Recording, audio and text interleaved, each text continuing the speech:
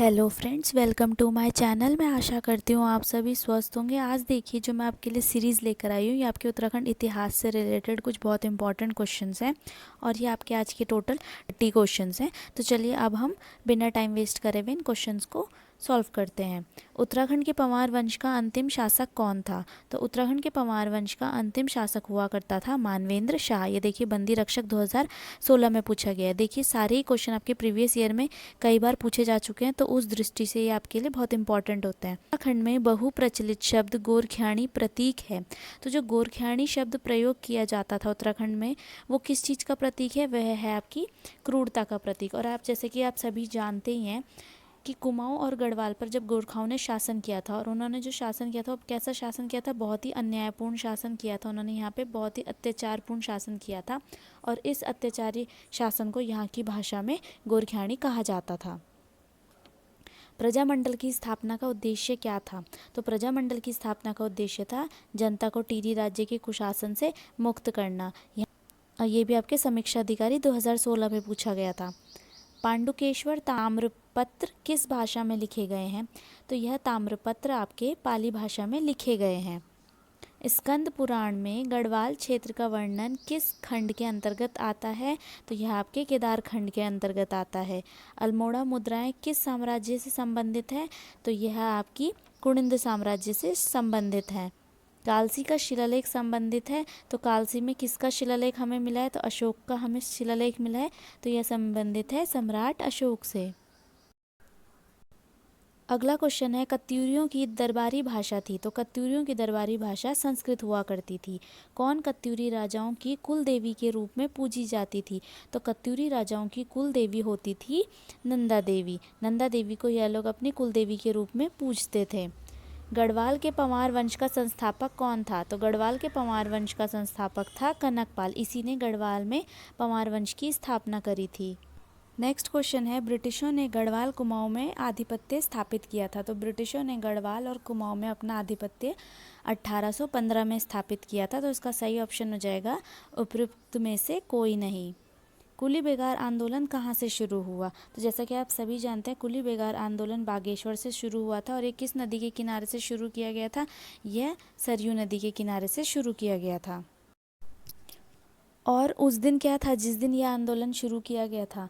तो उस दिन जिस दिन सारे बेगार बहा दिए गए थे नदी में, बेगार को रजिस्टर कहा जाता था, तो वह दिन था आपका उत्तरायणी का मेला उस दिन लगता है। और वह दिन है आपका 13-14 जनवरी 1921 को यह आंदोलन शुरू किया गया था। किस विद्रोह को कुमाऊं का बारदोली कहा जाता है? तो कुमाऊं का बारदोली कहा जाता है सल्ट के विद्रोह को। कुमाऊं परिषद का गठन कब हुआ था? तो कुमाऊं परिषद का गठन हुआ था 1916 ईस्वी में। चैतू तथा मांडकू नामक चित्रकार को किस राजा ने अपने दरबार में आश्रय दिया था? क्वेश्चन बहुत इंपॉर्टेंट है।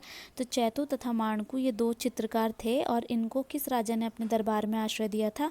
तो इनको सुदर्शन शाह ने अपने दरबार में आश्रय दिया था। कनकपाल किस वंश का शासक है? तो कनकपाल पंवार वंश का शासक है। इसी ने पंवार वंश की स्थापना करी थी गढ़वाल में। टिहरी रियासत के अंतिम राजा थे। तो टिहरी रियासत के अंतिम राजा मानवेंद्र शाह हुआ करते थे। उत्तराखंड में डोला पालकी आंदोलन के प्रणेता कौन थे? तो उत्तराखंड में डोला पालकी आंदोलन के प्रणेता थे जयनंद भारती जी। और यह क्या आंदोलन था? ये मैंने आपको बताया था, इस शिल्पकारों से रिलेटेड। और इसमें क्या हुआ करता था? शिल्पकारों को डोली में बैठने की प्रथा नहीं थी, सिर्फ हाई क्लास सोसाइटी के लोग ही डोली में बैठ के जाया करते थे। तो के खिलाफ जयनंद भारती जी ने लड़ाई लड़ी थी। प्राचीन साहित्य में कुमाऊं क्षेत्र को कहा जाता था। तो प्राचीन साहित्य में कुमाऊं क्षेत्र को मानसखंड कहा जाता था। कार्तिकेयपुर वंश का संस्थापक कौन था? तो कार्तिकेयपुर वंश का संस्थापक बसंत देव था। भारत जब आज़ाद हुआ तो टिहरी रियासत का राजा कौन था? तो देखिए अभी हमने देखा टिहरी रियासत का अंतिम राजा बोला जाए, या जब भारत आज़ाद हुआ उस समय टिहरी रियासत का जो राजा हुआ करता था वह था आपका मानवेंद्र शाह। तो वह था आपका मानवेंद्र शाह। ये देखिए सींचपाल 2017 में ही पूछा गया था। कालसी अभिलेख किस वंश से संबंधित हैं? अब देखिए अशोक के हैं ये कालसी अभिलेख। ये कहाँ से प्राप्त हुए हैं? यह हमें कालसी से प्राप्त हुए हैं। कालसी चक्राता देहरादून में है। और ये किस वंश से संबंधित है? तो यह आपके मौर्य वंश से संबंधित है। अल्मोड़ा के खगमरा किले का निर्माण किस राजा ने करवाया था? तो अल्मोड़ा के खगमरे किले का निर्माण भीष्मचंद्र ने करवाया था। वर्ष 1939 में टिहरी राज्य प्रजामंडल की स्थापना किस स्थान पर की गई थी? तो उस समय टिहरी राज्य प्रजामंडल की स्थापना टिहरी में की गई थी। 1939 में टिहरी राज्य प्रजामंडल की स्थापना की गई थी।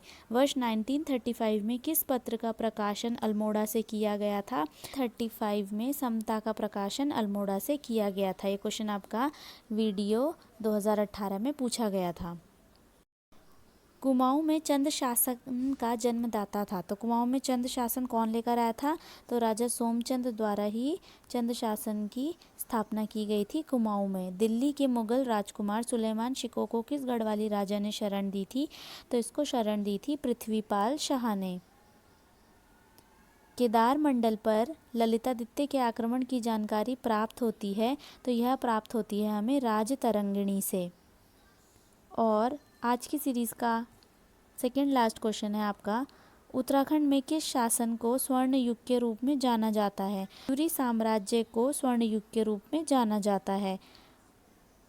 शाह पदवी प्रयोग करने वाला गढ़वाल का प्रथम राजा कौन था? तो शाह की पदवी यूज़ करने वाला गढ़वाल का पहला राजा बलभद्र शाह था।